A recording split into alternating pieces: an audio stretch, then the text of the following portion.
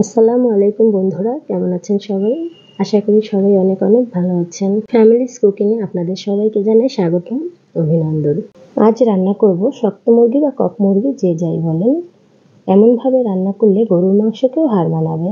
বন্ধুরা সবাই সাথে থাকবেন, পুরো ভিডিওটা দেখবেন। শুরুতেই দেখিয়ে দিব আজকের রান্নায় আমরা কোন কোন মশলা ব্যবহার করব।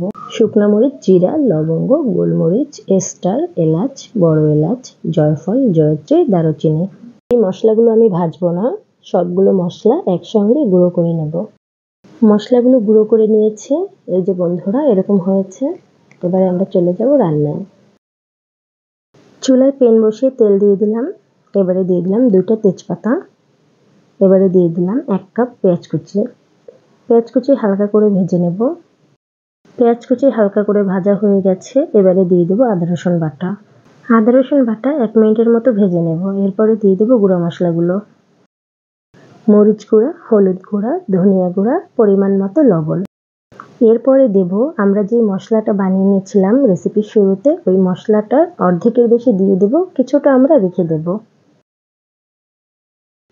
মশলাগুলো একসঙ্গে কষিয়ে নেওয়ার জন্য দিয়ে দেব 1 কাপ পরিমাণে পানি। মশলার পানি শুকিয়ে গেছে, মশলাগুলো একদম ভাজা ভাজা হয়ে গেছে, তেল উপরে চলে এসেছে। এবার আমরা দিয়ে দেব কেটে পরিষ্কার করে ধুয়ে রাখা মাংসগুলো। মাংসগুলো মশলার সাথে খুব ভালো করে মিশিয়ে নেব। এবারে দিয়ে দেবো কিছুটা গরম পানি মাংস কষিয়ে নেওয়ার জন্য। শক্ত মুরগি হতে অনেকটা সময় লাগে, প্রায় গরুর মাংসের মতোই সময় লাগে শক্ত মুরগি সিদ্ধ হতে। আমরা পানিটা দিয়ে ঢেকে দেব। এভাবেই ঢেকে আমরা অনেকটা সময় রান্না করব, যতক্ষণ পর্যন্ত না মাংসটা প্রায় সিদ্ধ হয়ে আসে। কিছুক্ষণ পর পর মাংসটা নেড়ে দিতে হবে, মাংসটা যেন নিচে লেগে না যায়। এভাবেই ঘন্টাখানেক রান্না করার পরে মাংসটা প্রায় সিদ্ধ হয়ে এসেছে। মাংস খুব ভালো করে সিদ্ধ হয়ে গেছে। এবার আমরা দিয়ে দিব গোটা কয়টা রসুন আর কেটে রাখা আলুগুলো। দিয়ে আমরা আবারও কিছুক্ষণ কষিয়ে নেব। আবারও ঢেকে কিছুক্ষণ রান্না করব, যতক্ষণ আলুগুলো সিদ্ধ না হয়। এবার আমরা ঢেকে দিব। আলুগুলো খুব ভালো করে মাংসের সাথে কষানো হয়ে গেছে, আলুগুলো সিদ্ধ হয়ে গেছে। এবারে আমরা দিয়ে দিব গরম পানি। বন্ধুরা সবসময় চেষ্টা করবেন যে কোনো মাংসের তরকারিতে গরম পানিটা ব্যবহার করার জন্য। পানি দেওয়ার সাথে সাথেই বলক চলে এসেছে, আমরা আবারও ঢেকে দেব। রান্না প্রায় হয়ে গেছে।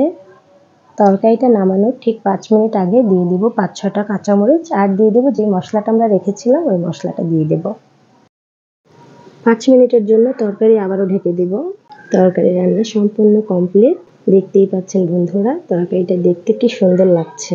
প্রিয় বন্ধুরা, আমার রান্না যদি আপনাদের কাছে ভালো লাগে অবশ্যই লাইক, কমেন্ট অ্যান্ড শেয়ার করে দেবেন। আর আমার এরকম রেসিপি পাওয়ার জন্য অবশ্যই আমার চ্যানেলটা সাবস্ক্রাইব করে রাখবেন। আর পাশে থাকা বেল আইকনটা অবশ্যই ক্লিক করবেন। আবারও আসবো অন্য কোনো রেসিপি নিয়ে। সে পর্যন্ত সবাই ভালো থাকবেন, সুস্থ থাকবেন। আল্লাহ হাফেজ।